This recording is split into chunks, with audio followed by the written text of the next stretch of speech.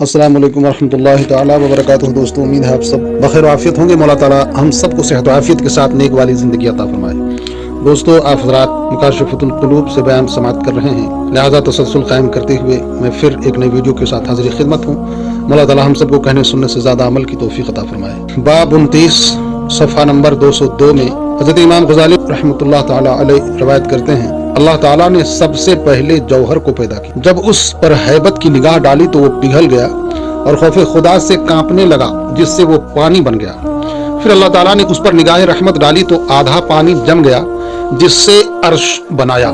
عرش کانپنے لگا تو اس پر لا الہ الا اللہ محمد رسول اللہ لکھ دیا، جس سے وہ ساکن ہو گیا، مگر پانی کو اسی طرح چھوڑ دیا گیا جو قیامت تک معجزن رہے گا۔ فرمان الہی ہے، وَكَانَ عَرْشُهُ عَلَى الْمَاءِ، اللہ کا عرش پانی پر تھا۔ پھر جب پانی میں تلاطم خیز موجیں پیدا ہوئیں، جن سے تہ بتہ دھوئیں کے بادل اٹھے اور جھاگ پیدا ہوئی، اور اس سے زمین و آسمان بنائے گئے جو ایک دوسرے سے جڑے ہوئے تھے۔ پھر ان دونوں کے درمیان اللہ تعالیٰ نے ہوا کو پیدا کیا، جس کی دباؤ سے زمین و آسمان کی طبق ایک دوسرے سے علیحدہ ہو گئے، یعنی الگ ہو گئے۔ چنانچہ فرمان الہی ہے، ثم استوى الى السماء وهي دخان۔ اہل حکمت کہتے ہیں اللہ تعالیٰ نے آسمانوں کو دھوئیں سے اس لیے پیدا فرمایا کہ دھواں باہم پیوست ہوتا ہے اور بلندیوں پر جا کر ٹھہرتا ہے۔ بخارات سے اس لیے پیدا نہیں فرمایا کہ وہ واپس لوٹ جاتے ہیں۔ یہ اللہ تعالیٰ کے علم و حکمت کا ادنا کرشمہ ہے۔ پھر ارشاد نبوی کے مطابق اللہ تعالیٰ نے پانی کی طرف نظر رحمت کی تو وہ جم گیا۔ زمین اور آسمان دنیا کا اور ہر آسمان دنیا سے دوسرے آسمان کا بعد اور مسافت یعنی دوری 500 سال کے سفر کی دوری کے برابر ہے، اور اسی طرح ہر آسمان کا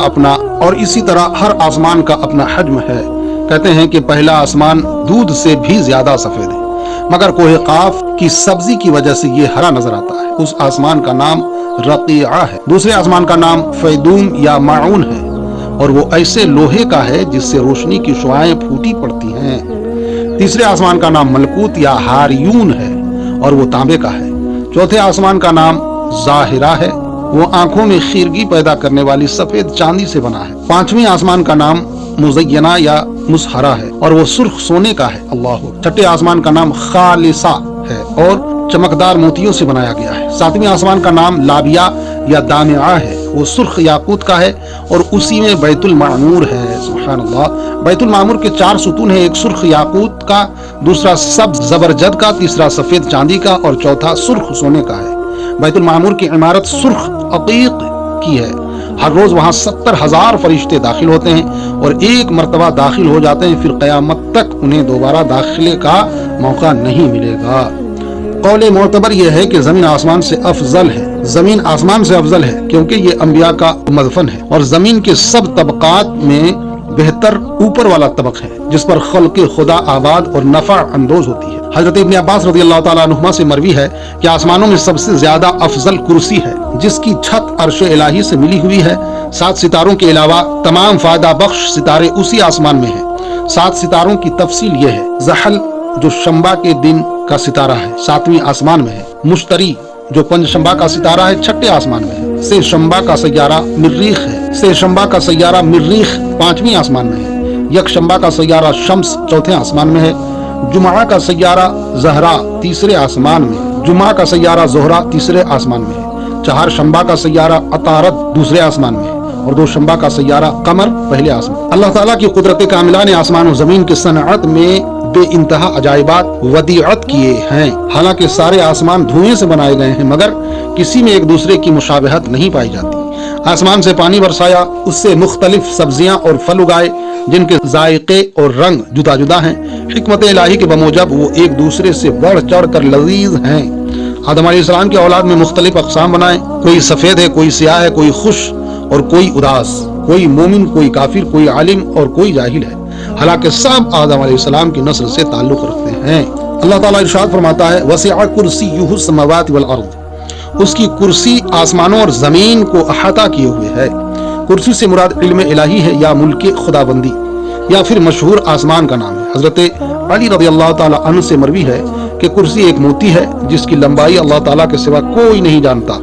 حدیث میں ہے کہ 7 آسمان اور زمین کرسی کے سامنے ایسے ہیں جیسے وسیع صحرا میں ایک حلقہ پڑا ہو۔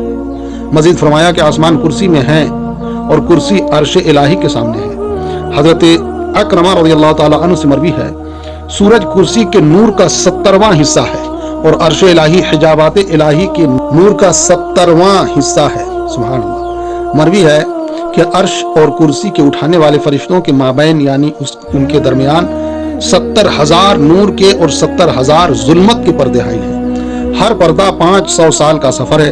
اگر یہ پردہ نہ ہوتے تو حاملین کرسی حاملین عرش کے نور سے جل جاتے۔